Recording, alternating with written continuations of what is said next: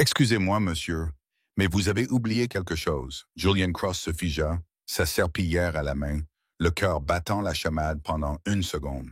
La voix avait ce ton glacial, précis et riche, comme quelqu'un qui n'avait jamais été ignoré une seule fois dans sa vie. Il se tourna lentement.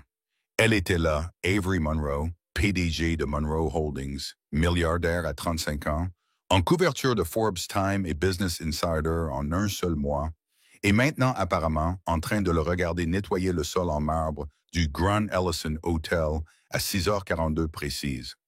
Julian fit un bref signe de tête et retourna à la tâche.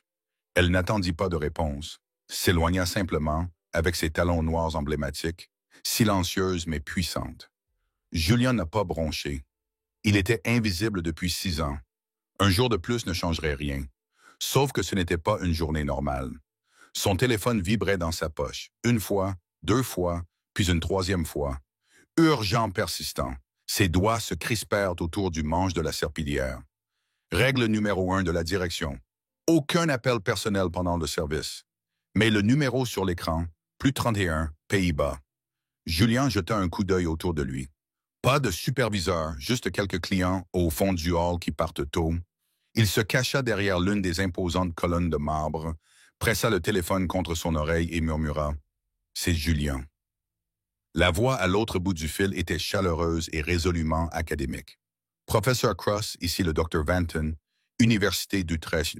Je sais que cela fait un moment, mais nous avons bien reçu votre résumé sur la langue comme passerelle culturelle. » Julian se redressa. Les mots coulaient de sa bouche comme une musique. Le néerlandais lui revint sans effort. Il répondit rapidement, respectueusement, confirmant qu'il avait bien écrit l'article, qu'il était bel et bien basé sur une enquête de terrain menée 10 ans plus tôt. Ils parlèrent 2 minutes seulement. Mais pendant ce temps, quelque chose en Julian revint à la vie. Quelque chose qu'il croyait enfoui sous les uniformes de concierge et les factures impayées jusqu'à ce qu'il le voie. Le silence, personne ne bougeait. Ni les clients, ni le groom, ni le concierge, et au beau milieu du silence, Avery Monroe. Debout à moins d'1,50 m, le regardant d'un regard qui n'était plus froid, juste stupéfait. La gorge de Julian s'assécha, son pouls s'accéléra. « J'ai haussé les épaules plus tard, » murmura-t-il, avant de raccrocher et de remettre le téléphone dans sa poche comme s'il brûlait. Il ne... J'avais le temps de bouger avant qu'une voix ne tranche le hall comme un scalpel. Cross dans mon bureau. Ce n'était pas Avery qui l'avait dit. C'était M. Haskins, le directeur des opérations. Un homme qui appréciait le pouvoir comme d'autres appréciaient le vin, lentement, avec indulgence et excès. Julian les suivit en silence, passa le comptoir d'enregistrement, suivit le couloir de service et entra dans un bureau exigu qui sentait légèrement la sueur et le curry cuit au micro-ondes. La porte claqua derrière eux. « Vous pensez que c'est une aire de jeu ?» s'exclama Cross Haskins. « Non, monsieur. Vous savez à quoi ça ressemble? Un concierge bavardant dans un néerlandais incompréhensible. » Ce que c'était du néerlandais, monsieur. Haskins cligna des yeux, déstabilisé l'espace d'une seconde. « Peu m'importe que ce soit Klingon. Ce qui compte, c'est que Mademoiselle Monroe vous ait vu ignorer le protocole, debout au milieu du hall comme un touriste perdu. » Julian ravala une réponse. Il l'avait appris depuis longtemps. L'orgueil ne paye pas les factures d'hôpital. Vous avez de la chance que je ne vous licencie pas. Haskins grogna-t-il. Avec effet immédiat, vous êtes réaffecté aux toilettes du quai de chargement. Poste de nuit. Julian le fixa du regard. Monsieur, je vous ai congédié. Il sortit sans un mot. Cette nuit-là, le silence dans le petit appartement de Julian était étouffant. Emily dormait dans la pièce voisine, blottie sous une couverture recouverte de planètes dessinées. Ses préférés. Elle n'avait pas parlé depuis des mois, pas depuis l'accident. Pas un seul mot. Elle dessinait, elle écrivait, mais elle ne parlait pas. Julian était assis à la table de la cuisine, une tasse de café instantanée refroidissant dans ses mains. Au mur à côté de lui était accroché un cadre. À l'intérieur, un diplôme délavé de Yale et 3 certificats des symposiums linguistiques internationaux. Il semblait ridicule maintenant, comme des reliques d'une autre vie. Son téléphone vibra de nouveau. Cette fois, ce n'était pas les Pays-Bas. C'était la réception. Il répondit prudemment. « Julian Cross, Monsieur Cross, vous êtes prié de vous présenter aux ressources humaines. Immédiatement. » Il cligna des yeux. « Maintenant, oui, l'étage exécutif. Julian marqua une pause. L'étage exécutif. Le personnel de nettoyage n'y allait pas, sauf si quelque chose était cassé ou en feu. Compris, dit-il. 15 minutes plus tard, il monta dans l'ascenseur.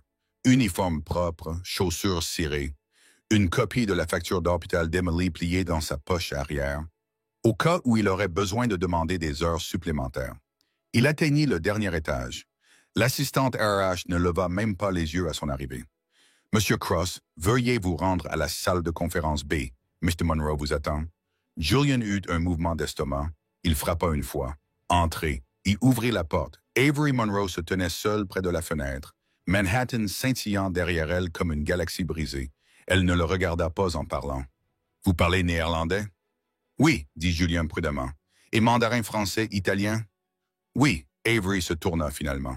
« Vous nettoyez les sols ici depuis 6 ans. » Il ne répondit pas.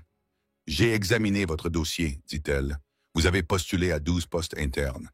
Tout est refusé. » Julian hocha la tête. « Oui, madame. J'aimerais vous proposer une réaffectation temporaire. » Son souffle s'arrêta.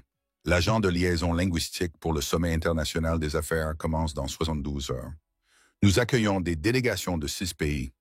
2 de nos traducteurs principaux viennent de se retirer. J'ai besoin de quelqu'un qui comprenne non seulement la langue, mais aussi le ton, le contexte et la culture. Julian n'arrivait pas à respirer. « Madame, je ne le suis pas. Vous parlez couramment. Vous êtes qualifié. Vous êtes sous-utilisé. Je ne tolère pas le gaspillage. » Elle croisa les bras. La rémunération est de 5 000 par semaine. Silence. Finalement, Julian demanda. « Pourquoi moi? » Elle croisa son regard pour la première fois. Sa voix s'adoucit à peine. « Parce que je vous ai regardé parler comme si le monde entier vous écoutait, même si ce n'était pas le cas. » Julian ne dit rien, mais quelque chose en lui changea. Il était resté invisible trop longtemps. Il était peut-être temps que quelqu'un le voie, ne serait-ce que pour une semaine. Vous n'avez pas l'air d'un concierge. Julian cligna des yeux. La femme assise en face de lui, grande, mince, avec des mèches grises dans sa queue de cheval et des yeux brillants comme du verre. Elle le regardait comme on observe un inconnu qui vient de dire une chose impossible. Il s'agita, mal à l'aise, sur sa chaise. « C'est parce que j'étais de quelqu'un d'autre avant. » La directrice des ressources humaines, Martha Ingram, hocha lentement la tête, rangeant son dossier personnel dans sa chemise en papier craft usé. « Vous savez, je suis ici depuis 18 ans. J'ai vu des candidats falsifier leurs diplômes, falsifier leur aisance, inventer des parcours professionnels, mais je n'ai jamais vu personne enterrer de telles qualifications. » Julian resta silencieux. Yale, master en linguistique appliquée, chercheur à l'Université de Bologne, maître de conférences invité à la Sorbonne. 8 publications universitaires, une fille, et pourtant, depuis 6 ans, balai, seau, quart de nuit. Ingram expira en tapotant le dossier de ses ongles. « Vous avez postulé à 12 postes internes. »« 17. » Julian corrigea doucement. « 5 n'ont jamais reçu de réponse. 12 ont été refusés. » Elle fronça les sourcils. « Pour quel motif ont-ils dit que j'étais surqualifié ou pas la bonne personne? » L'adéquation culturelle. L'un d'eux a dit que mon accent pourrait être gênant. Ingram serra les dents. Ces postes étaient réservés à des stagiaires, des enfants de donateurs, d'anciens baristas. Julian haussa légèrement les épaules. J'avais cessé d'être surpris depuis longtemps.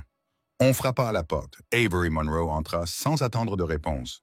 Elle portait un tailleur pantalon gris ardoise, sans bijoux et une expression à vous faire saigner. « Merci, Martha, » dit-elle vivement. « J'aimerais un moment seul. » Le directeur des ressources humaines se leva, hésitant, et sortit. Au bruit de la porte, Avery s'y appuya, les bras croisés. Julian se leva. « Tu n'es pas obligé. »« J'ai lu votre résumé, » l'interrompit-elle, celui auquel Von Hechten faisait référence. Julian cligna des yeux. « Vous lisez des revues universitaires? » Je lis tout ce qu'elle disait, simplement. Surtout quand il s'agit de personnes travaillant sous mon toit. Un silence. Puis elle s'avança. « J'ai besoin que vous compreniez quelque chose, Monsieur Cross. Cette mission temporaire, ce n'est pas de la charité. Ce n'est pas de la pitié. Je ne crois ni à la charité ni à la pitié. » Julian croisa son regard. « Alors, qu'est-ce que c'est? » Elle pencha légèrement la tête. « C'est une correction. Le lendemain matin, Julian arriva à la suite exécutive peu après 7 heures, un cordon avec un badge officiel autour du cou pour la première fois depuis des années. Il était écrit « Cross Gentle Liaison ». Il le toucha légèrement, comme quelqu'un qui n'était pas sûr qu'il soit authentique. La suite était un monde à part. Murs de verre, mobilier minimaliste, air filtré et un silence vibrant de puissance. Un jeune assistant lui tendit un ordinateur portable, une tablette remplie d'emploi du temps et un dossier intitulé « Délégué clé du sommet, profil linguistique ». À 10 heures, Julian avait déjà décelé 4 erreurs de traduction importantes dans les documents, dont l'une transformait la collaboration stratégique en l'équivalent mandarin d'une acquisition hostile. Il ne dit rien. Il les corrigea simplement. À midi, il était dans la salle de préparation de la conférence, examinant les pancartes nominatives, lorsqu'une voix derrière lui dit « Vous n'êtes pas ce que j'attendais ». Julian se retourna. L'orateur était un homme d'une quarantaine d'années, aux cheveux poivre et sel, chaussé de chaussures de créateur, et l'héritier de quelqu'un habitué à être écouté. « Thomas Whitaker », dit-il en tendant la main, directeur des opérations. Julian la serra. « Vous devez être le concierge dont tout le monde parle », ajouta Whitaker avec un sourire qui ne touchait pas ses yeux. « Je suis juste là pour aider », dit Julian calmement. Whitaker se pencha plus près. « Vous savez, ce sommet est l'événement le plus important que nous ayons organisé de l'année. PDG, diplomate, ministre des Affaires étrangères. Un seul mot peut nous coûter des millions. Alors, j'espère que vous n'êtes pas rouillé. » Julian soutint son regard. « Je parle couramment. Pas rouillé. Et si un seul mot peut coûter des millions, alors peut-être auriez-vous dû engager un linguiste il y a 6 mois. » Le sourire de Whitaker disparut. Julian retourna à la table. Ce soir-là, Julian rentra chez lui peu après 21 heures. Son appartement sentait légèrement la lavande et le riz bouilli. Emily était assise en tailleur sur le canapé, dessinant méticuleusement sur une grande feuille de papier. Il l'embrassa sur le dessus de la tête. « Sur quoi travaillons-nous ce soir ?» Emily brandit son dessin. Une série de drapeaux, France, Chine, Pays-Bas, Italie. Sous chacun, une phrase phonétique au crayon. Julian rit doucement. « Tu espionnes mon travail, hein ?» Emily eut un sourire timide et désigna le drapeau néerlandais. Puis elle murmura un mot. « Bienvenue. » Julian retint son souffle. Elle n'avait parlé à personne d'autre que lui depuis l'accident. « Tu t'en souviens, dit-il doucement. Emily hocha la tête. Il s'agenouilla près d'elle. « Tu sais, demain, je dois m'asseoir dans une pièce pleine de gens très sérieux venus du monde entier, et ils vont parler vite et fort. On essaiera probablement de s'impressionner. » Emily haussa un sourcil, amusé. Julian lui tapota doucement le menton. « Mais je penserai à ça, à toi, à ce moment. » Elle prit un marqueur rouge et écrivit à côté du drapeau italien. « Speranza. »« Espoir, » murmura Julian. « Ouais, c'est la meilleure langue de toutes. » Le lendemain matin, Avery se tenait seul dans la salle principale du sommet, observant son équipe s'affairer à finaliser les planches de tal et les installations de traduction audio. Julian s'approcha, tablette à la main. Elle ne le regarda pas. « Êtes-vous prête pour ça ?» demanda-t-elle. « J'ai connu des salles plus difficiles, dit-il. Avez-vous déjà traduit 3 propositions commerciales simultanées en 4 langues en moins de 2 heures? » Julian sourit. « Avez-vous déjà confié votre sommet à $1 milliard à un concierge? » Avery le regarda enfin. « Je le fais maintenant. » Il marqua une pause. « Vous n'aviez pas besoin de me sortir du sous-sol, mademoiselle Monroe. »« Non, répondit-elle doucement, mais j'en avais besoin. Pourquoi? » Elle hésita puis dit, « Parce que j'ai été dans des salles remplies de gens intelligents qui, tu ne comprenais absolument rien au monde, et toi, tu écoutais comme quelqu'un qui savait se faire oublier. » Julian ne dit rien, mais son silence en disait long. « Ne les corrige pas. Fais-le bien. » Julian leva les yeux de son ordinateur portable, surpris. Avery Monroe se tenait dans l'embrasure de la porte de la salle de préparation du sommet, une tasse de café noir dans une main et un dossier dans l'autre. Sa présence, comme toujours, emplissait l'espace avant même sa voix. « J'ai examiné vos notes, » dit-elle en s'approchant. « Les modifications apportées à la lettre de bienvenue en mandarin, au guide de l'étiquette des affaires italiennes et, mon préféré, l'ordre de placement des délégués français. Je ne savais pas que le vice-ministre avait la phobie des nombres impairs, » dit Julian d'un ton léger. Avery eut un sourire narquois. Il le sait. Et si nous l'avions remise à la table 13, il serait rentré à Paris sur le champ. Julian se laissa aller au fond de sa chaise. Aucune pression alors. Avery sirota son café. Ce n'est pas pour ça que je suis venu. Il attendit. Elle lui tendit le dossier. À l'intérieur se trouvaient les accréditations, les emplois du temps, les briefings privés et un badge noir gravé d'une croix Julien argenté, agent de liaison internationale. Je pensais que c'était déjà un protocole temporaire, dit-il. C'est toujours le cas, répondit-elle. Mais ça, elle tapota l'étiquette, ça rend la chose réelle. L'apparence compte, Monsieur Cross. Même quand la vérité devrait suffire, Julian étudia l'étiquette. Tu crois vraiment que les autres m'écouteront? Avery pencha la tête. Ils m'écouteront, et je leur dis de t'écouter. Il y eut un silence. Puis Julian dit, tu sais, j'ai passé la majeure partie des 6 dernières années à essayer de ne pas me faire remarquer. Être invisible a son côté réconfortant. Avery s'assit en face de lui, et maintenant, il referma doucement le dossier. Je me souviens maintenant pourquoi j'aimais être entendu. Dans l'après-midi, Julian était pleinement intégré à la machine à sommet.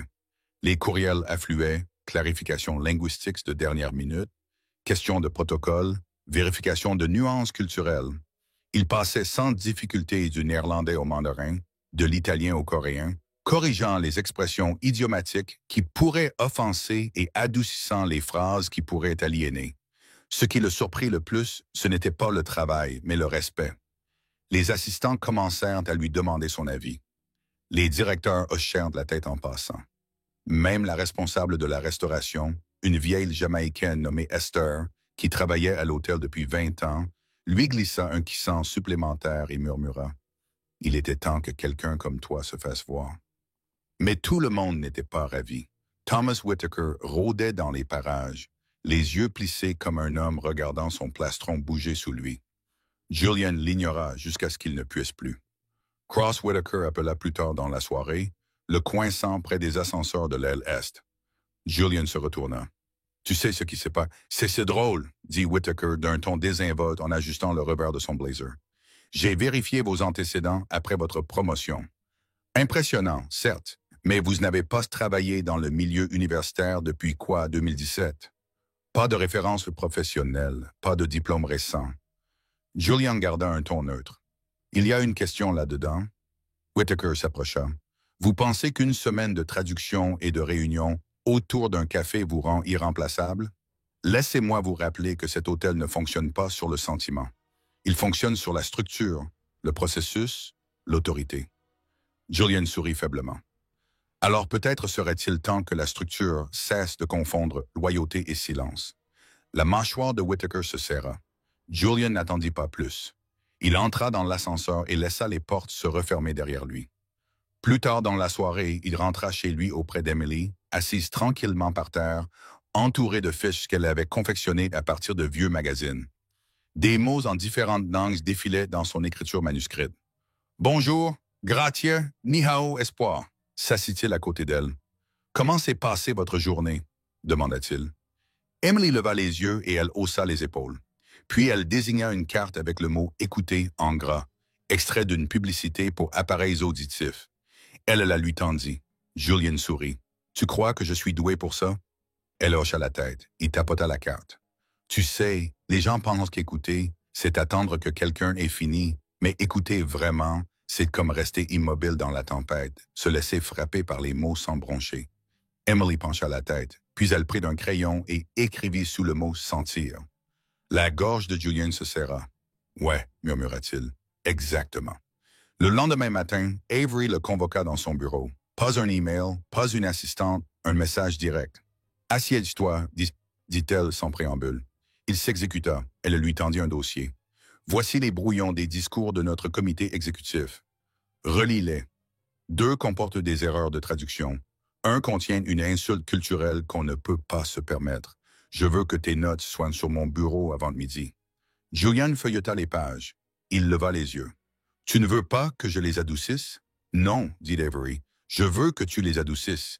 Aiguise-les comme une lame. » Il se pencha en arrière. « Tu me fais confiance avec ta voix. » Avery marqua une pause. « J'ai confiance en ton intégrité, dit-elle.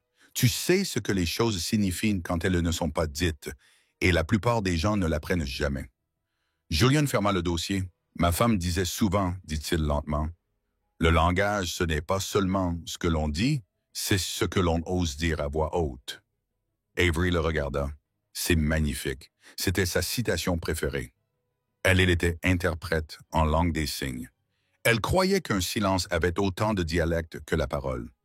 L'espace d'une seconde, quelque chose changea dans l'expression d'Avery, une ombre, un souvenir.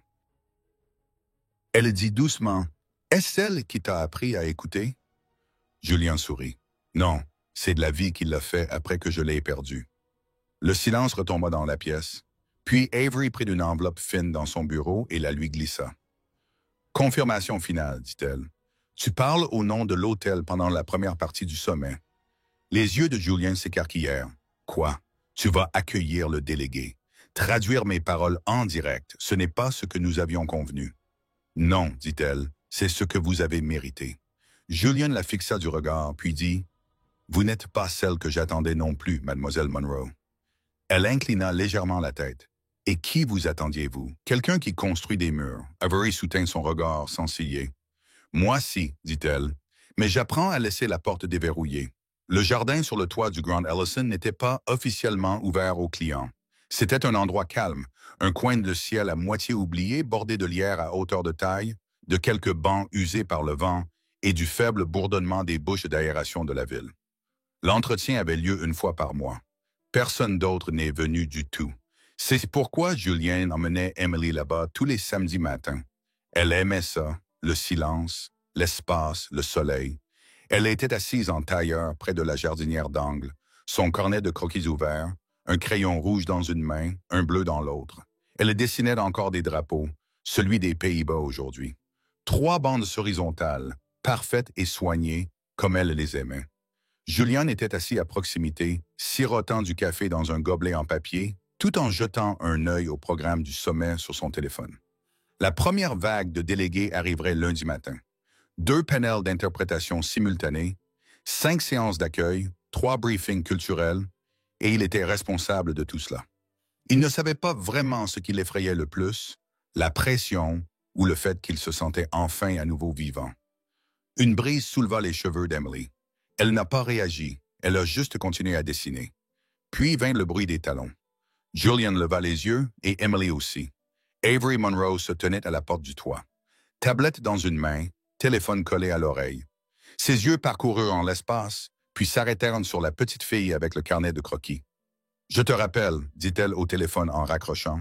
Elle s'est approchée lentement. « Je ne savais pas que c'était ouvert au personnel, a-t-elle déclaré. « Ce n'est pas le cas, répondit Julian. C'est pourquoi c'est le seul endroit qui donne encore l'impression d'appartenir à des gens. » Avery jeta un coup d'œil à la fille. « Et voici ma fille, Emily. » Emily leva les yeux vers elle, mais ne dit rien, ses mains toujours posées sur la page. Avery s'accroupit à côté d'elle, faisant attention à ne pas envahir l'espace. « Vous aimez les drapeaux? » Emily hocha la tête une fois. « Lequel est ton préféré? » Emily a montré le drapeau italien qu'elle avait dessiné plus tôt. « Bon choix, a déclaré Avery. J'aime leur nourriture, leur art et leur trafic impossible. » Julian rigola doucement. Avery se tourna vers lui. Elle est silencieuse.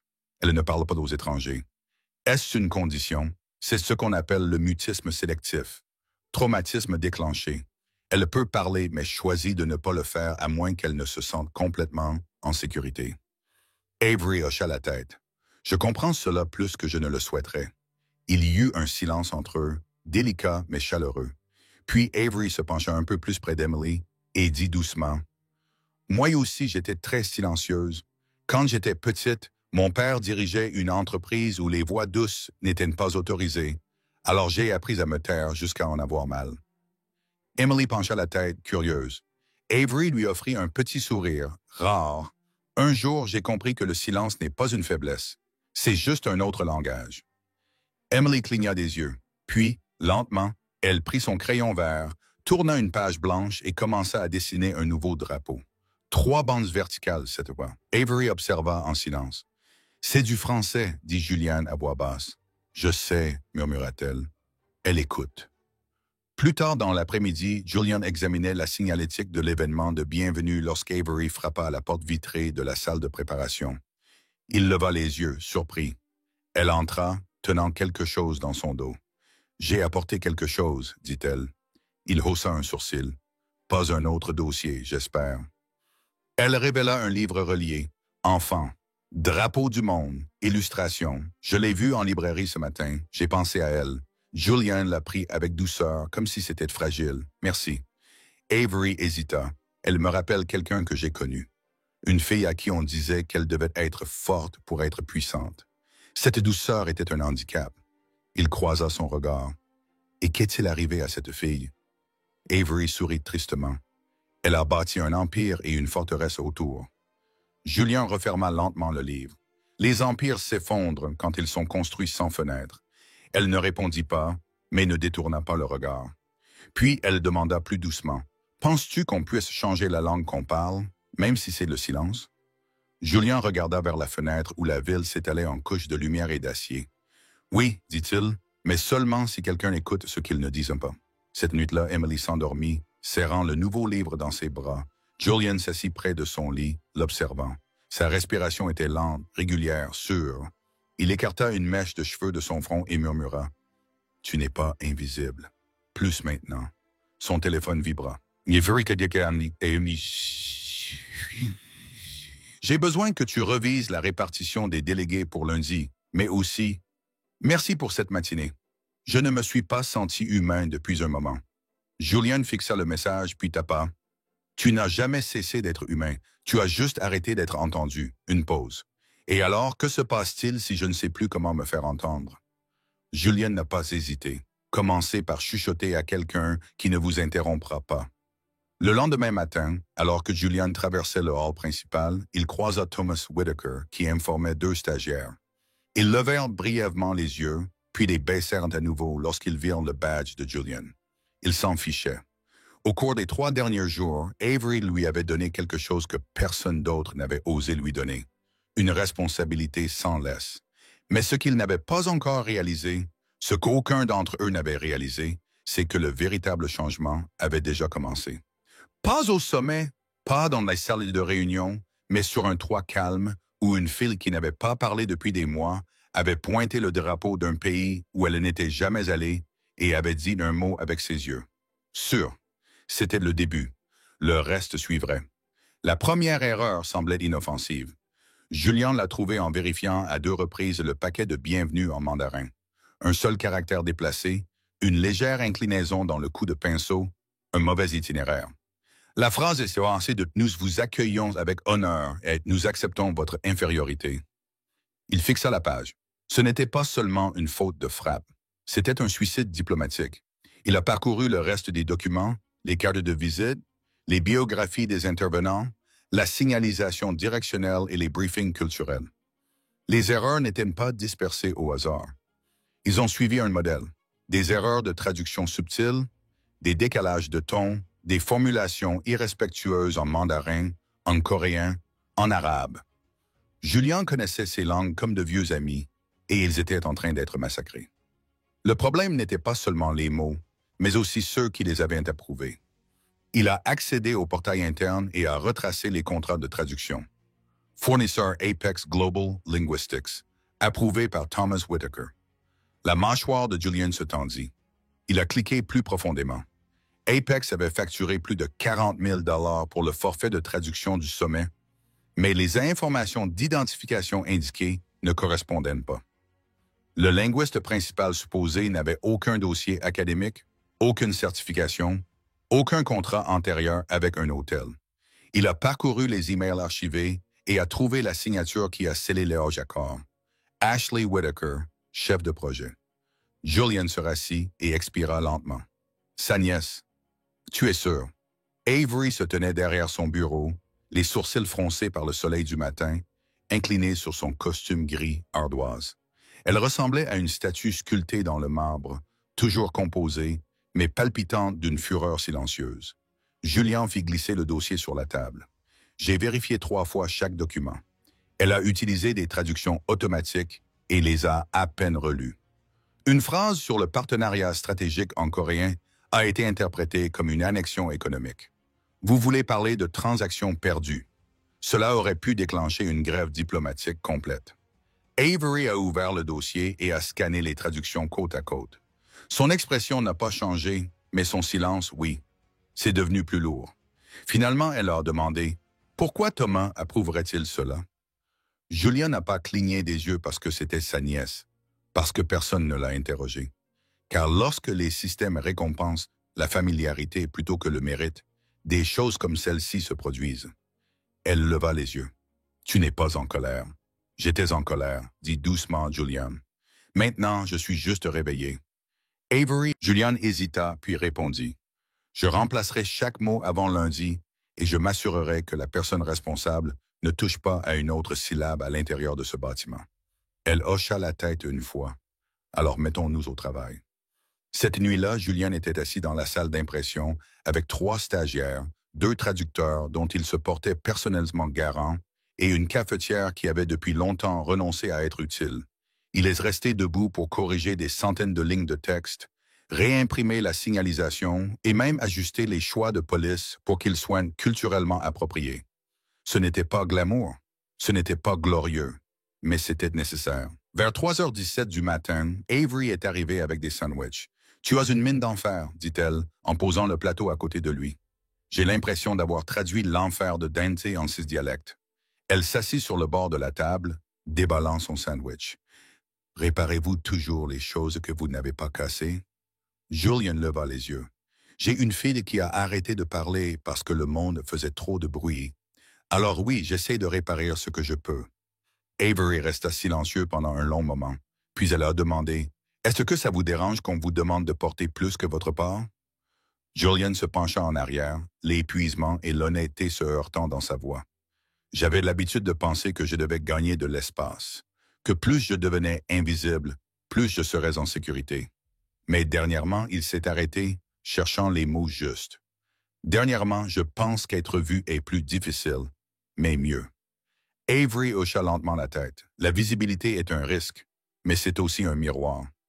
Julian pencha la tête. « Et que voyez-vous lorsque vous regardez dans le vôtre? » Elle détourna le regard. Quelqu'un qui apprend encore à ne pas broncher. Le lendemain matin, la salle de préparation de la conférence bourdonnait d'une énergie renouvelée. Les stagiaires entraient et sortaient en courant avec des piles de documents corrigés. Le personnel a vérifié 3 fois les étiquettes nominatives. Julian a révisé les notes de prononciation avec les traducteurs en les soumettant à des exercices tonaux. Puis, juste avant midi, Whittaker entra. Il se déplaçait avec la même confiance que d'habitude, mais ses yeux clignèrent lorsqu'il aperçut Julian. « Cross », dit-il en souriant. Matinée chargée, Julian ne répondit pas. Whittaker jeta un coup d'œil à la signalisation qui défilait. « Intéressant. Je croyais qu'Apex les avait déjà finalisés. » Julian croisa son regard. Ils étaient refaits.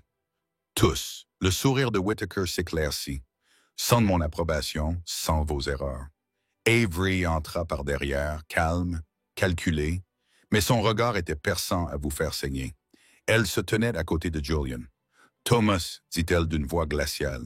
« Le contrat d'Apex a été suspendu. Avec effet immédiat, nous lançons un audit complet. » Whittaker cligna des yeux. « C'est absurde. Vous n'avez pas l'autorité pour... » « Je suis la PDG, » dit-elle. « J'ai exactement l'autorité. » Il y eut un silence. Puis elle ajouta d'un ton ferme. « La prochaine fois que vous approuverez un contrat, assurez-vous que les qualifications ne sont pas fabriquées et que votre nièce n'apprend pas le mandarin sur TikTok. » Le visage de Whittaker pâlit. Il ouvrit la bouche, mais Julian l'interrompit d'une voix calme. « Vous savez comment on appelle un mot sans signification, Monsieur Whittaker? » Whittaker le fixa du regard. Du bruit.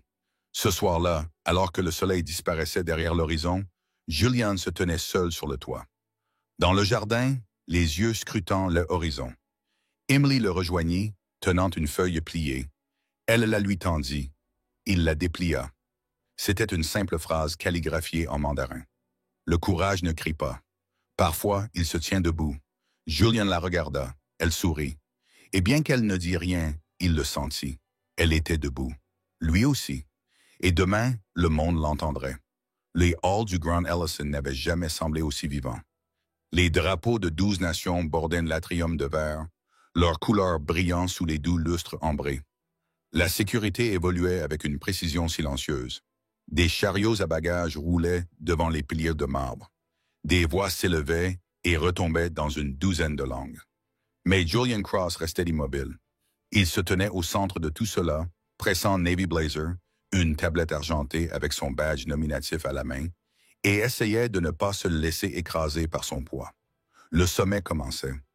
La voix d'Avery Monroe résonna dans l'écouteur de son oreille, calme, maîtrisée. Une délégation des Pays-Bas venait d'arriver. La chambre 708 est prête, à vous. Julian, il expira. Reçu. Il se dirigea vers les portes principales. Un groupe d'hommes et de femmes en costume entra en riant poliment. Parmi eux se trouvait un grand homme chauve portant d'épaisses lunettes qui scrutait le hall comme s'il n'y faisait pas confiance. Julian sourit. Professeur Vandermeer. L'homme se retourna. Oui, Julian passa instantanément au néerlandais. Bienvenue au Grand Ellison. Votre chambre est prête. Nous avons préparé un espace calme pour la prière et un départ tardif pour vendredi. Vandermeer se figea. Puis, lentement, son visage s'illumina d'une joie presque palpable. Vous n'êtes pas néerlandais, dit-il en néerlandais. Julian sourit. Non, mais j'ai écouté assez attentivement pour en avoir l'air. À midi, Julian avait traduit en 3 langues, apaisé une dispute entre 2 ministres rivaux pour une place, et était personnellement intervenu lorsque la délégation italienne avait reçu de l'eau gazeuse au lieu d'eau plate. Il ne s'assit pas. Il ne s'arrêta pas. Il bougea. Il écouta. Et quelque chose dans la salle l'écouta en retour. « On ne parle pas que des langues, lui dit un délégué en français. On ne parle le silence entre eux. » Julian sourit. C'est là que réside généralement la vérité. Il était un peu plus de 15 heures lorsque cela s'est produit. Il escortait un groupe d'investisseurs technologiques sud-coréens vers leur salle à manger privée lorsqu'un homme en costume gris lui tapota l'épaule. Julian se retourna. L'homme le regarda en plissant les yeux. « Attendez, n'êtes-vous pas Julian Cross, le linguiste qui a écrit l'article sur les dialectes adaptatifs en diplomatie d'affaires? » Julian cligna des yeux. « Oui, je l'ai fait. » L'homme sourit. « J'ai cité cet article 2 fois à Harvard. C'était brillant. Je ne savais pas que vous étiez consultant ici. » Julian ouvrit la bouche, mais avant qu'il puisse parler, l'homme s'était tourné vers ses collègues. Voici le gars, le document de Bridge silencieux. 4 autres délégués se rassemblèrent, impatients, demandant des photos, des citations, des avis. Julian se tenait parmi eux, stupéfait. 6 ans d'invisibilité. Maintenant, étrangement, les projecteurs ne brûlaient plus. Ils se réchauffaient. À l'étage, depuis le balcon de la mezzanine, Avery observait. Elle ne souriait pas, mais sa poitrine se soulevait légèrement de fierté. Esther, la vieille responsable de la restauration, se tenait à côté d'elle, tenant un plateau de thé. « Pas mal pour un concierge », murmura-t-elle. Avery répondit sans détourner le regard. « Il n'a jamais été concierge. Il portait juste le mauvais badge. » Plus tard dans la soirée, les sessions de la journée se sont terminées. Les délégués sont retournés dans leurs chambres. Les bouchons de champagne ont sauté dans les salons privés. Le personnel a finalement expiré. Julian se tenait seul dans la salle de préparation, versant du thé dans un gobelet en carton lorsqu'Avery est entré. Il ne l'a pas entendu au début. Vous les avez impressionnés. Il s'est retourné. « Pas difficile, a-t-il dit. Il s'attendait à un inconnu. J'étais juste mieux qu'invisible. » Avery s'est approché, les bras croisés. « Ils m'ont demandé si vous participeriez à la conférence de Paris le trimestre prochain. » Julian a cligné des yeux. « Attendez, quoi? » Elle a brandi son téléphone. 3 offres, 2 de noces, une d'un groupe d'ambassades d'entreprise. Ils veulent votre contact. Il l'a regardé fixement. Et vous avez dit. J'ai dit que vous étiez trop précieux pour être perdu. Elle a marqué une pause, mais pas trop égoïste pour être gardée. Julian a baissé les yeux vers sa tasse. Je ne veux plus courir après les chambres. Je veux en construire une. Elle a incliné la tête. Pour qui? Pour des gens comme moi. Des gens que personne n'entend jusqu'à ce qu'ils soient obligés d'écouter. Avery l'a étudié pendant un moment. Un long moment. Sais-tu la vraie raison pour laquelle je t'ai demandé de traduire? J'ai supposé que c'était à cause de l'accent. Elle a souri, mais seulement un instant, puis elle a pris un air sérieux. Parce que j'ai passé la majeure partie de ma vie à parler dans des pièces silencieuses. Je voulais voir ce que ça faisait de parler à travers quelqu'un qui écoute. Julian n'a pas réagi au début, puis a dit Alors faisons-le bien. Qu'est-ce que tu veux dire? Il sortit un petit papier de sa poche. C'était de la calligraphie d'Emily, la citation en mandarin qu'elle avait écrite. Ne nous contentons pas de réparer ce sommet. Réparons le plan. Retrouvons tous ceux qui, comme moi, sont encore cachés au sous-sol. Avery fixa le papier, puis le fixa. Tu crois vraiment qu'on peut y arriver? Julian haussa les épaules. Je pense que quelqu'un doit essayer. Elle tendit la main, lui prit le papier et dit doucement. Alors, on commence ce soir. Quand Julian rentra, Emily dormait déjà. Il resta un long moment sur le seuil de sa porte, à la regarder respirer. Une part de lui ne croyait toujours pas à la réalité. 6 ans de chambre qui ne s'ouvraient jamais. Et aujourd'hui, c'était lui la porte. À minuit, un message sonna sur son téléphone. Avery, oui. Demain, je veux parler de quelque chose de plus important. Tu es prêt à être entendu? En permanence. Julian fixa l'écran, puis tapa. Seulement si nous nous assurons que les autres soient entendus aussi. Il y eut un silence, puis une seule réponse. C'est la seule façon que je connaisse de gagner. H, tout a commencé par une question. Julian a dit, Zoé, Bassarai, c'est ça, c'est. La nouvelle analyste du recrutement des RH, combien de personnes vous apprécient? Pensez-vous que nous avons raté quelque chose? Il leva les yeux du dossier qu'il examinait, les sourcils froncés. Vous voulez dire des concierges qui parlent 6 langues? Elle secoua la tête. Non, je parle de gens qui ont postulé, de personnes qualifiées et brillantes qui n'ont jamais dépassé la première sélection, qui n'avaient pas de Whittaker à leur côté. Julian s'est adossé à la chaise de la salle de pause, pensant que je ne sais pas. Quelques dizaines de Zoé ont ouvert leur ordinateur portable. Essayez 147, juste au cours des 3 dernières années. Il la regarda fixement. Tu reviens? Elle fit tourner l'écran vers lui. C'était une feuille de calcul filtrée par poste, candidat, expérience, score de CV, note interne.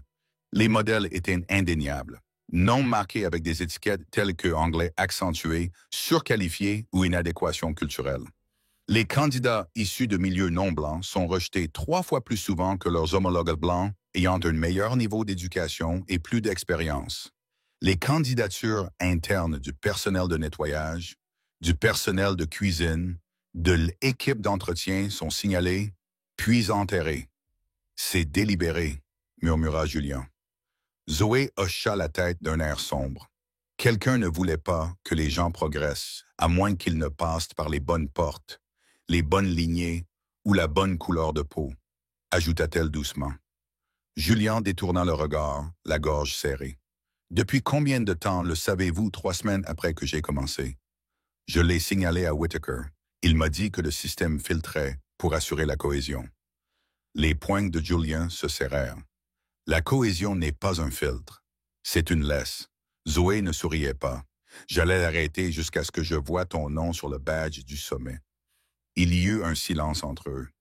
Puis Julian a dit, « Nous devons montrer ça à Avery, tout. » Il n'a pas demandé de rendez-vous. Il vient d'entrer dans son bureau avec un dossier dans la main dans sa poitrine. Elle leva les yeux, surprise. Julien. Il a laissé tomber le dossier sur son bureau. Lis-le. Elle a ouvert la première page. 3 minutes plus tard, son visage a changé. Au 5e, elle était silencieuse. À la fin, elle murmura, « Ce n'est pas un préjugé, c'est un système. » La voix de Julian était basse, stable. Un système conçu pour récompenser la médiocrité par des relations et punir l'excellence qui ne lui ressemble pas. Les jointures d'Aver blanchirent au fil des pages. C'est accablant.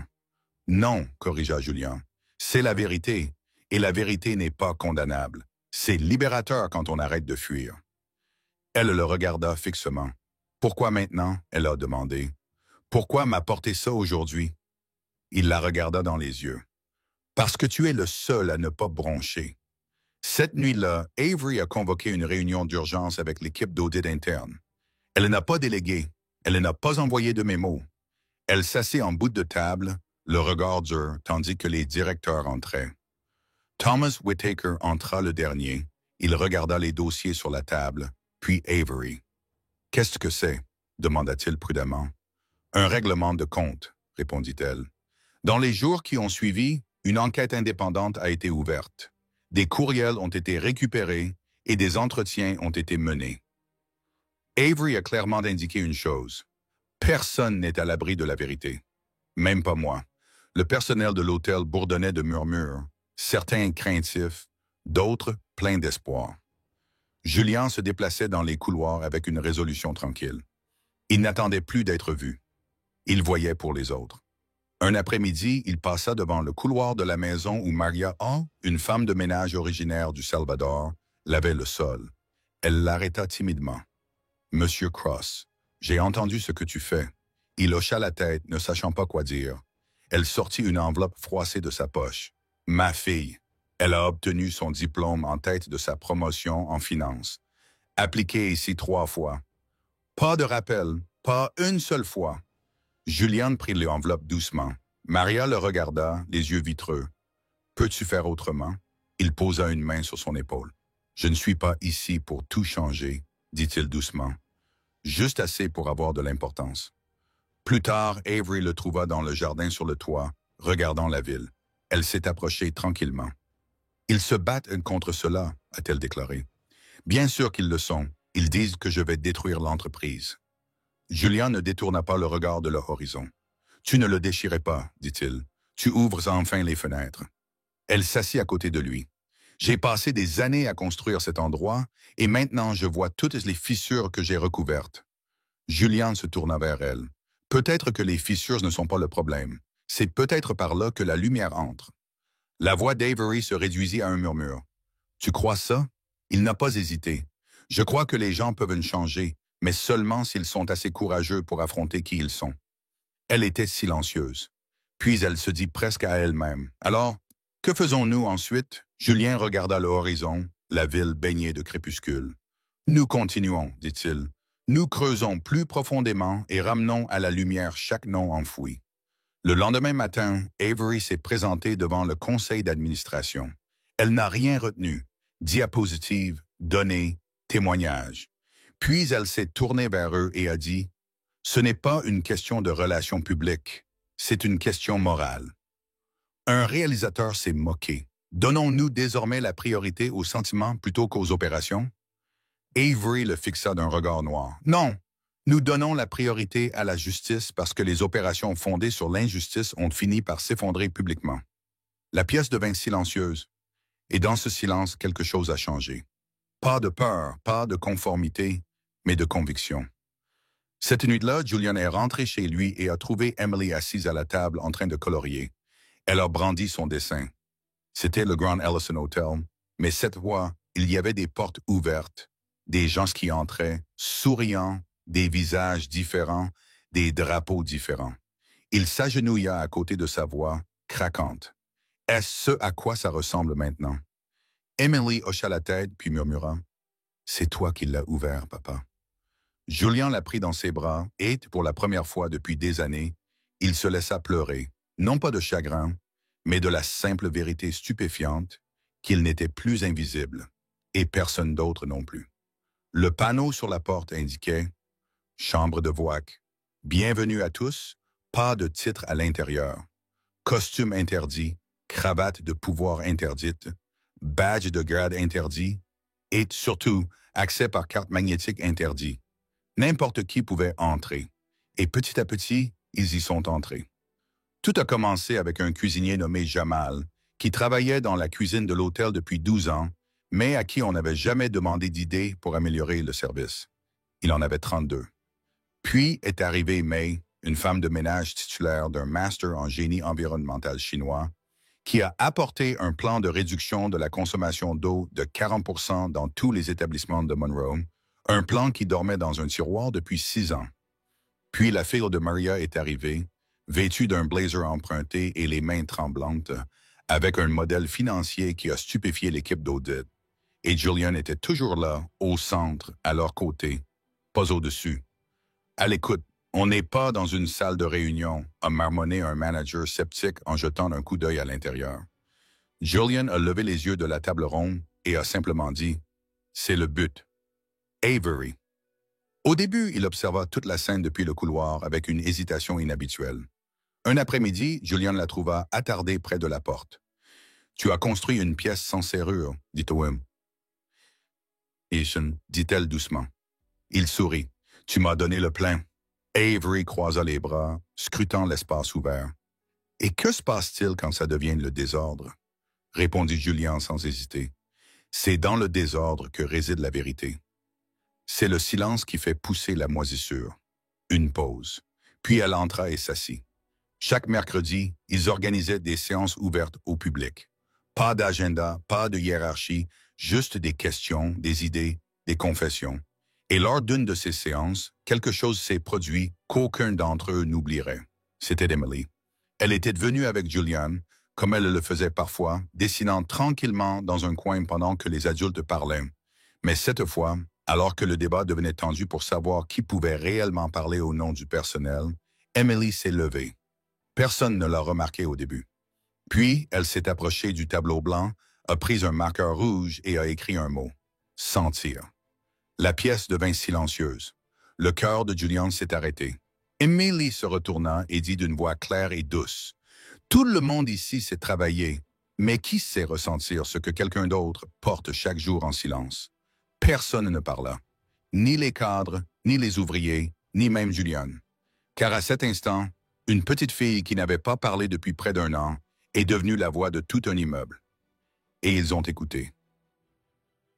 Plus tard dans la nuit, Julian et Avery étaient assis sur le toit du jardin en silence. La ville vibrait en dessous d'eux. 1000 petites fenêtres luisantes. Elle a parlé, a dit Avery doucement. Julian hocha la tête. Elle l'a fait. Elle a posé une question à laquelle je n'ai pas de réponse. Il jeta un coup d'œil. C'est ce qui en fait une bonne question. Avery baissa les yeux sur ses mains, puis dit « Vous savez, je pensais que diriger une entreprise était une question de contrôle, des systèmes rigoureux, des résultats prévisibles. » Julian attendait, mais dernièrement, elle soupirait. « Je pense qu'il s'agit peut-être de construire des espaces où l'inattendu peut survivre. » Il souriait comme Emily. Elle le regardait comme toi. Une semaine plus tard, Avery a tenu une conférence de presse. Il ne s'agit pas de résultats trimestriels, ni d'expansion, mais de l'avenir du recrutement et de la découverte de talents chez Monroe Holdings. Avec Julian à ses côtés, elle a annoncé le lancement d'une nouvelle initiative interne, Hidden Voices, une plateforme interne dédiée à la mise en lumière des talents négligés à tous les niveaux, associée à du mentorat, à une formation au leadership et à un accès direct aux rapports des équipes de direction. Elle a déclaré au micro, « Nous ne sommes plus une entreprise qui attend que l'excellence frappe à la bonne porte. Nous ouvrons toutes les portes nous-mêmes. » Julian n'a pas parlé pendant la conférence de presse, mais lorsque les journalistes sont partis, lorsque les caméras se sont éteintes et que le buzz s'est estompé, il est resté dans la salle. Avery s'est approché. « Tu n'as pas dit un mot. » Il la regarda. « Je n'étais pas obligé de le faire. Tu as dit la chose qui comptait. » Elle a souri pour de vrai cette fois. « Tu me fais confiance maintenant, » acquiesça-t-il. Mais plus important encore, il a dit que tu avais confiance en toi maintenant.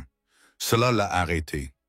Et pour la première fois, Avery Monroe, qui avait dirigé des salles de conseil et réduit au silence des panels entiers, semblait vulnérable. « Je ne sais toujours pas qui je deviens », a-t-elle admis. Julian s'avança. « Peut-être que la chose la plus puissante que vous deviendrez jamais, dit-il d'une voix chaleureuse, est quelqu'un qui laisse les autres devenir aussi. » Cette nuit-là, Julian est rentré à la maison et a trouvé Emily qui l'attendait à table, 2 tasses de cacao devant elle. Elle en poussa un vers lui, puis dit d'une petite voix, « Pensez-vous que les gens ont toujours besoin d'un titre pour avoir de l'importance? » Julian a pris la tasse. « Non, dit-il, mais parfois, ils ont besoin de quelqu'un pour leur rappeler qu'ils n'en ont jamais eu besoin au départ. » Emily sourit et écrivit un nouveau mot sur son bloc-notes. « Assez. » Julian cligna des yeux. « C'est pourquoi? » Elle leva les yeux. « Pour ce que je ressens ce soir? » Il déglutit difficilement et hocha la tête. En bas, dans le hall, l'ancien panneau près de l'ascenseur du personnel avait été remplacé. Il ne s'agit plus uniquement du personnel autorisé. Maintenant, on pouvait simplement lire « Si vous avez quelque chose à dire, nous sommes prêts à l'entendre. » Et pour la première fois dans l'histoire du Grand Ellison, il le pensait vraiment. La dernière journée du sommet a commencé avec des plateaux en argent poli, des chaussures cirées et des mensonges polis. À l'extérieur de la salle de bal, les caméras étaient en train d'être installées pour les discours de clôture des dignitaires, des PDG, des journalistes venus de 3 continents. Le discours d'Avery était prévu pour midi. Julian a examiné les diapositives de traduction finale avec Zoé des RH en vérifiant 3 fois chaque ligne en mandarin, néerlandais et coréen. Tout était prêt, du moins c'est ce qu'il pensait, jusqu'à ce que l'écran s'allume. Il s'est figé. La 3e ligne du discours principal en mandarin se lit désormais ainsi. Nous revendiquons une expansion mutuelle. Les yeux de Julian se rétrécirent. Ce n'était pas sa formulation. Il a ouvert le fichier de sauvegarde, puis le PDF enregistré, puis la synchronisation en direct. Ils avaient tous été écrasés. Zoé se pencha. « Julian, ce n'est pas ton travail. »« Non, dit-il, la voix tendue, c'est du sabotage. » Il se tourna vers le stand technique où Thomas Whittaker se tenait à côté d'une jeune femme aux yeux nerveux et une clé USB à la main. Julian s'approcha. « Enlève-le, dit-il d'une voix basse mais sèche. Maintenant, maintenant. » Whittaker se retourna lentement. « Monsieur Cross, je pensais que vous étiez en train de répéter votre petit discours. »« Je ne parle pas, » répondit Julian. « Et cette version de l'écriture mandarine, la version de votre nièce, a été retirée pour une raison. » Whittaker haussa les épaules. « Vos modifications n'ont pas été finalisées. J'ai simplement restauré la version originale du contrat. » La voix de Julian baissa. La version qui a offensé 2 délégations entières. Thomas sourit. Ils survivront. Ou peut-être qu'ils ne le feront pas. Mais d'une manière ou d'une autre, ils signeront. Parce que c'est ce que fait de l'argent. Cela adoucit l'attaque.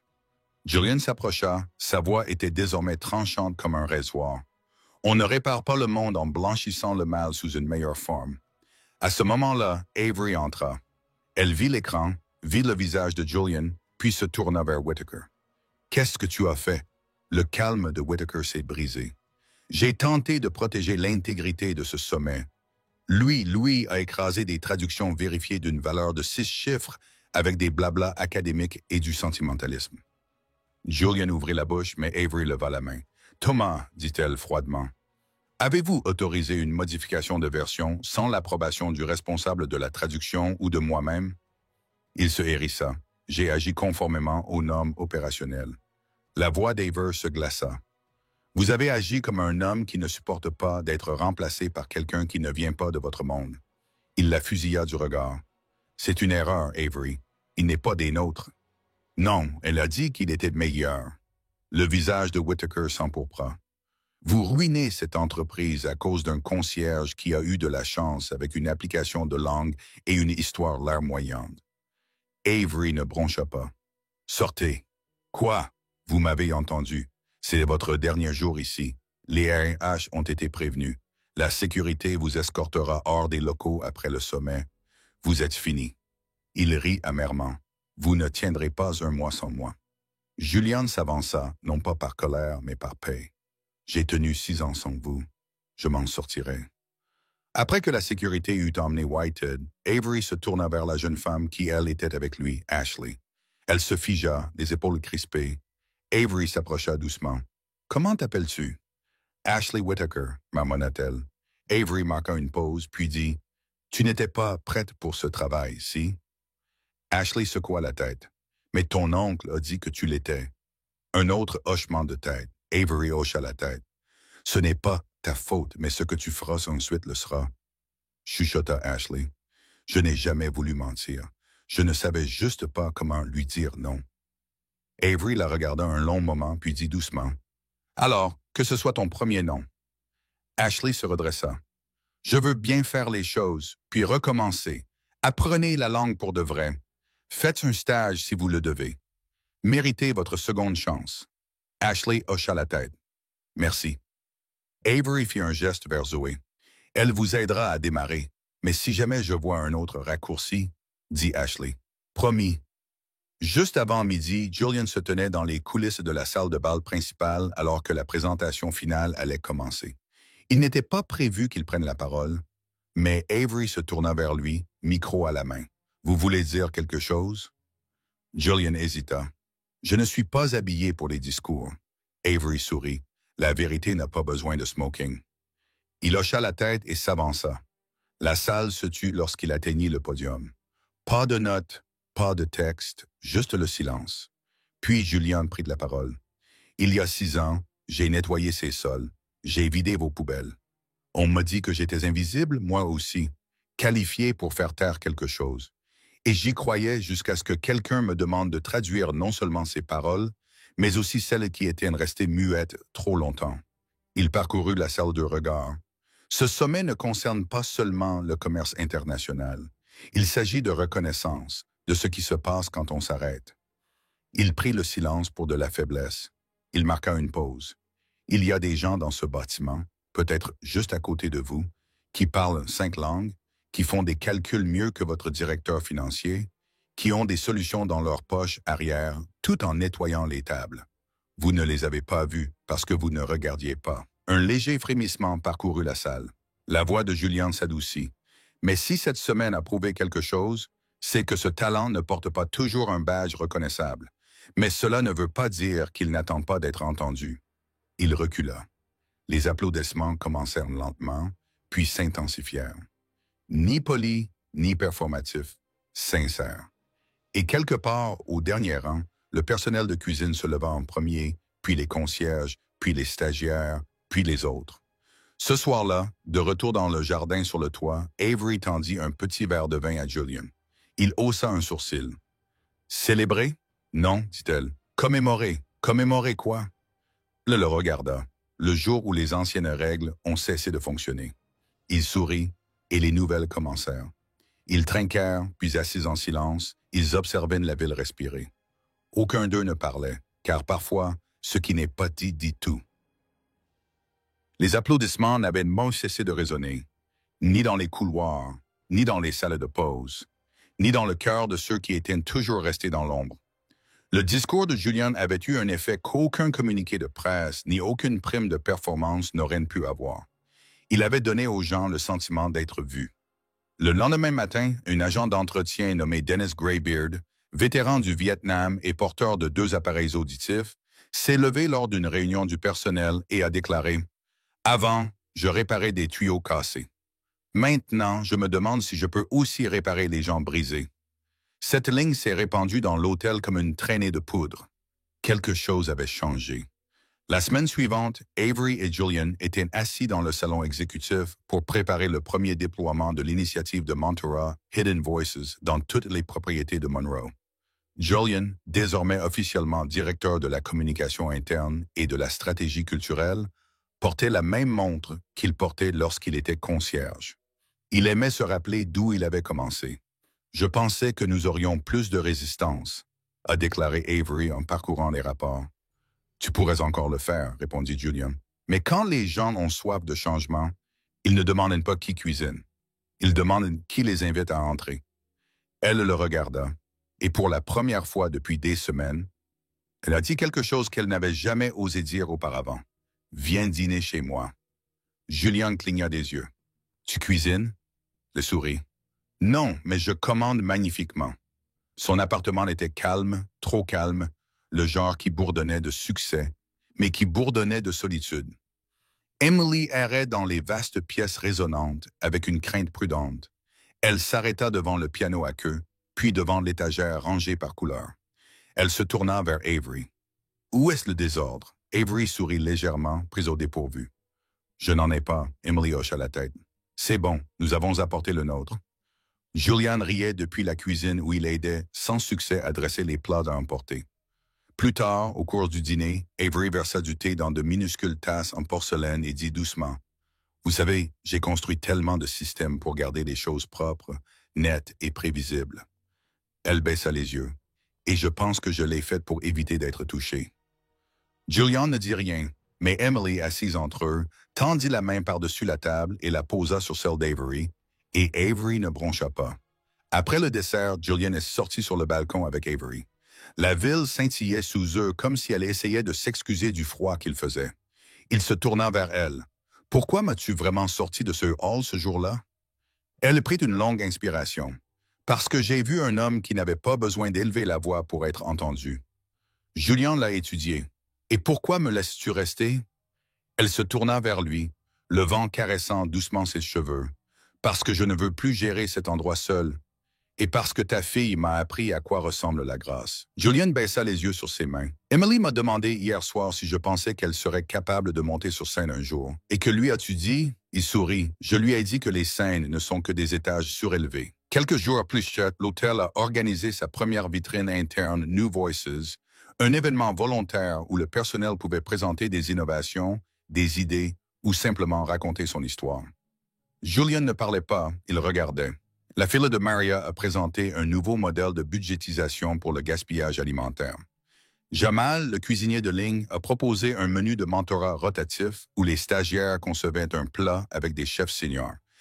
May a dévoilé son plan d'utilisation de l'eau avec un calendrier de mise en œuvre complet. Quand ils ont fini, quelque chose de beau s'est produit. Les applaudissements ont commencé depuis la cuisine. Littéralement, toute l'équipe de cuisine était sortie et avait applaudi en premier. Ils n'ont pas attendu que les dirigeants prennent les devants. Ils ont dirigé. Avery se tourna vers Julian, les yeux brillants. Ce bruit semble plus grand que le sommet. Julian hocha la tête. Parce que cette fois, ce n'est pas une question d'approbation, c'est une question d'appartenance. Plus tard dans la soirée, Avery a reçu une lettre. L'adresse de retour était griffonnée, mais l'écriture était familière. Elle l'ouvrit lentement. À l'intérieur se trouvait une lettre de sa défunte sœur écrite des mois avant son décès. Elle la lut à haute voix dans son bureau tandis que Julian se tenait à proximité, silencieux. « Sloan, si tu lis ceci, je suis parti. Mais j'ai besoin que tu le saches. Je ne t'ai jamais reproché d'être distant. Tu survivais. C'est ainsi que nous avons été élevés. Mais il y a encore quelque chose que tu dois apprendre. Le pouvoir est solitaire, mais l'amour ne l'est pas. Si vous trouvez quelqu'un qui vous rend plus doux, pas plus faible, mais plus doux, accrochez-vous à cela, même si cela vous fait peur. » Les mains d'Avery tremblaient. Julian tendit la main et toucha doucement son bras. Je pense qu'elle savait déjà ce qu'il avait dit. Avery essuya une larme. Elle m'a toujours vu, même quand je ne me voyais pas. Dans les jours qui ont suivi, Avery a offert à Julian et Emily une place dans le programme résidentiel de Monroe, un avantage pour les cadres supérieurs. Il a refusé, mais a demandé autre chose à la place. Une salle de classe, dit-il. Pour qui? Pour ceux à qui l'on a dit que l'apprentissage s'arrêtait lorsque la survie commençait. La souris. Fait, une semaine plus tard, dans un coin tranquille du Grand Ellison, un petit centre d'apprentissage a ouvert ses portes. Et le premier jour, Julian s'est assis par terre pour enseigner à 4 femmes de ménage, 2 grooms et un agent de sécurité de nuit les bases de la communication interculturelle. Emily se tenait devant le tableau blanc, tenant un marqueur. Elle a écrit un mot. Bienvenue. Julian regarda autour de lui et dit, c'est ce que signifie être vu, pas strié. Et Avery, regardant à travers la porte, réalisa quelque chose. Elle n'avait pas simplement engagé un traducteur. Elle avait rencontré quelqu'un qui ramenait les gens à eux-mêmes. Le ciel au-dessus du Grand Ellison était du genre de bleu qui n'apparaît qu'après une tempête. Calme, certain, incroyablement clair. Julian Cross se tenait dans le centre d'apprentissage récemment converti, au même endroit où les seaux à serpillière étaient autrefois appuyés contre le mur. Les étagères regorgent désormais de livres en 6 langues. Un tableau en liège affichait les réalisations du personnel, les objectifs griffonnés et les notes d'encouragement en lettres majuscules et cursives. Emily était assise en tailleur sur le sol, aidant un groom nommé Thomas à écrire son nom en coréen. Avery se tenait près de la porte, les bras croisés, regardant comme quelqu'un qui avait planté quelque chose dont elle n'aurait jamais pensé qu'il fleurirait. « Je ne me souviens pas de cette partie dans le plan de Monroe, dit-elle. Julian leva les yeux de son ordinateur portable en souriant. C'est parce que ce n'était pas prévu. C'était dans les fissures. Elle entra plus lentement que d'habitude, comme si elle essayait de ne pas déranger quelque chose de sacré. Vous savez, je pensais que le succès ressemblait à l'héritage des chiffres de Penthouse. Et maintenant, Julian demanda doucement. Avery s'arrêta, les yeux posés sur Emily, qui riait maintenant, riant alors que Thomas épelait accidentellement son nom à l'envers. « Maintenant, je trouve que ça ressemble à ça, dit-elle, comme un rire dans une pièce autrefois silencieuse. Julian s'avança vers elle. « C'est grâce à toi. » Elle secoua la tête. « Non, j'ai juste ouvert une porte. Tu es passé... assez. » Et c'est la porte ouverte à tout le monde. Plus tard dans l'après-midi, Avery a demandé à Julian de l'accompagner. Ni une réunion d'affaires, ni un sommet prévu, juste une promenade. Ils ont flâné dans le hall principal où les clients circulaient aisément, à côté des grooms et des porteurs, désormais invisibles. Ils ont dépassé le nouveau mur de voix, orné de portraits d'employés promus grâce à des voix cachées. Au fond de l'hôtel, ils sont entrés dans le jardin sur le toit. Emily était là, en train de construire une grue en papier, les doigts pliés avec une délicate précision. Julian l'observa, puis se tourna vers Avery. Elle ne parle toujours pas beaucoup en public. Avery sourit. Elle n'en a pas besoin. Les gens la sentent. Julian la regarda calmement. Moi aussi. La brise a tourné. Avery a mis la main dans la poche de son manteau et a tendu à Julian une petite boîte. « Qu'est-ce que c'est » demanda-t-il. Il l'a ouverte. À l'intérieur se trouvait un stylo en argent gravé des initiales ERC. Julian cligna des yeux. C'était celui de ma femme. Avery a hoché la tête. Je l'ai trouvé dans un garde-meuble, de la boîte que les RH n'ont jamais renvoyée après l'accident. J'ai demandé la permission de la restaurer. J'ai pensé que tu pourrais en avoir besoin pour ton premier jour. Julian déglutit. Premier jour de quoi? Avery s'approcha, la voix basse. Je te propose le poste de directrice mondiale de la stratégie culturelle, directement sous mes ordres. Je veux que tu développes cela partout, pas seulement ici, pas seulement à Monroe, mais aussi loin que nous pourrons. Julian resta silencieux, très silencieux, puis il dit « J'ai déjà tout ce qu'il me faut. » Avery hocha la tête. « Je pensais que tu dirais ça, mais il fallait que je te le demande. » Il la regarda d'un air doux. « Je dirais oui, mais seulement si on construit ça ensemble. » Elle ne répondit pas. Elle se contenta de lui tendre la main. Poste 2. Contrat, poste de jeu de pouvoir, juste la reconnaissance discrète de deux personnes qui s'étaient transformées l'une l'autre. Ce soir-là, des équipes de tous les services se réunirent sur le toit. Pas de discours, juste de la nourriture, de la musique et des anecdotes. Clara, ancienne concierge, raconta comment elle venait de recevoir sa première lettre d'admission dans une université locale. La fille de Maria s'était vue proposer un stage en entreprise. Thomas apprit à accueillir des invités dans 4 nouvelles langues. Et au milieu de tout cela, Emily se tenait là, non pas sur une scène, ni derrière un podium, juste à côté d'un petit tableau blanc. Elle prit un marqueur et écrivit lentement et soigneusement. « Personne n'est parfait, mais certains restent. Et parce qu'ils restent, le monde commence à guérir. » Le silence retomba. Puis quelqu'un applaudit. Puis un autre. Et puis, comme des vagues, le toit tout entier se remplit d'applaudissements. Avery prit à nouveau la main de Julian. Pas pour prétendre, pas pour tenir bon, juste pour être là, se tourna-t-il vers elle.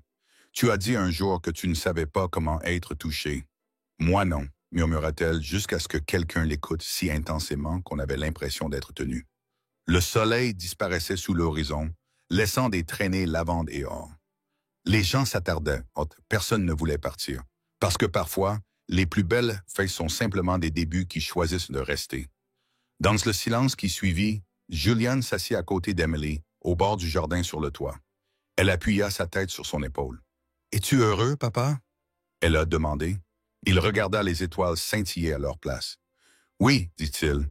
Non pas parce que tout est réglé, mais parce que finalement, je ne me sens plus invisible, » sourit Emily. « Moi non plus. Parfois, ceux qui parlent le moins sont ceux qui nous apprennent le plus, et parfois, ceux que nous négligeons deviennent ceux qui nous montrent comment voir. Si cette histoire a touché votre cœur, ne serait-ce qu'un peu, nous aimerions le savoir. D'où dans le monde écoutez-vous aujourd'hui? Faites-le nous savoir dans les commentaires ci-dessous. Vos mots comptent plus que vous ne le pensez. Si des histoires comme celle-ci vous inspirent, vous guérissent ou vous rappellent de croire à nouveau, n'oubliez pas d'appuyer sur le bouton d'abonnement et d'activer la cloche de notification pour ne jamais manquer le prochain. Nous construisons un lieu où les histoires comptent, où la gentillesse est une force, où la guérison n'est pas un miracle. C'est un choix de rester. Merci d'être ici. Merci de votre écoute et surtout, merci de croire au pouvoir des histoires. Jusqu'à la prochaine fois, restez gentils, restez humains, restez optimistes.